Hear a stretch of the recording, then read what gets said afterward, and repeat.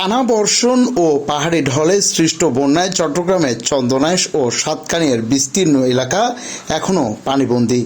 দুর্ভোগে থাকা অসহায় মানুষের পাশে দাঁড়িয়েছেন চট্টগ্রাম 14 আসনের সংসদ সদস্য জসিমউদ্দিন আহমেদ। আজ দিনভর ঘুরে ঘুরে চন্দনাইশ ও সাতকানিয়া আংশিক এলাকার প্রায় 30,000 পানিবন্দী মানুষের মাঝে খাদ্য সামগ্রী ও জরুরি ত্রাণ বিতরণ করেন তিনি। ত্রাণ কার্যক্রমে স্থানীয় জনপ্রতিনিধি, দলীয় নেতাকর্মী এবং স্বেচ্ছাসেবীরাও অংশ নেন।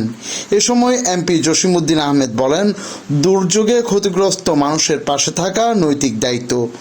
সংকট পুরোপুরি কাটিয়ে ওঠা পর্যন্ত ত্রাণ ও মানবিক সহায়তা কার্যক্রম অব্যাহত থাকবে। এ সময় তিনি আরও বলেন, মাননীয় প্রধানমন্ত্রী তারেক রহমানের আহ্বানে এবং মানবিক দায়িত্ববোধ থেকে আমরা বন্যা কবলিত মানুষের পাশে দাঁড়িয়েছি। দুর্যোগ মোকাবিলায় সর্বাত্মক সহায়তা কার্যক্রম অব্যাহত থাকবে।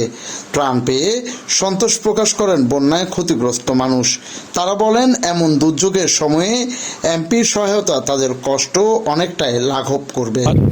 আপনারা জানেন, আমার চট্টগ্রাম 14 চন্দনাইশ আংশিক সাতকানিয়া পুরা মানুষ, বানবাসী মানুষরা এখন পানির মধ্যে আছে।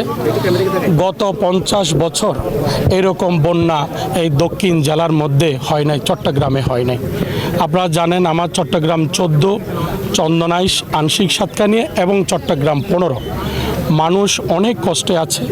আপনারা জানেন, মাননীয় প্রধানমন্ত্রী এই যে উপহারগুলো আমরা চট্টগ্রাম 14 চন্দনাইশ আংশিক সাতকানিয়ার জন্য 30,000 পরিবার এবং সাতকানিয়ার জন্য চট্টগ্রাম 15-এর জন্য আমাদের 20,000 পরিবার, টোটাল আমরা 50,000 পরিবারকে এই মাননীয় প্রধানমন্ত্রীর এই যে 12 রকম আইটেমের খাদ্য, তেল থেকে শুরু করে উপহারগুলো আমরা পৌঁছে দেওয়ার জন্য বাংলাদেশ জাতীয়তাবাদী দলের সর্বস্তরের নেতাকর্মী, ছাত্র দল, যুব দল, অঙ্গ সংগঠন সবাই স্বেচ্ছাসেবক হিসাবে সবাই কাজ করে যাচ্ছে। বিভিন্ন আমরা ইউনিয়নের নেতাদেরকে আমরা এই মাননীয় প্রধানমন্ত্রীর উপহারগুলো আমরা হ্যান্ডওভার করে দিচ্ছি।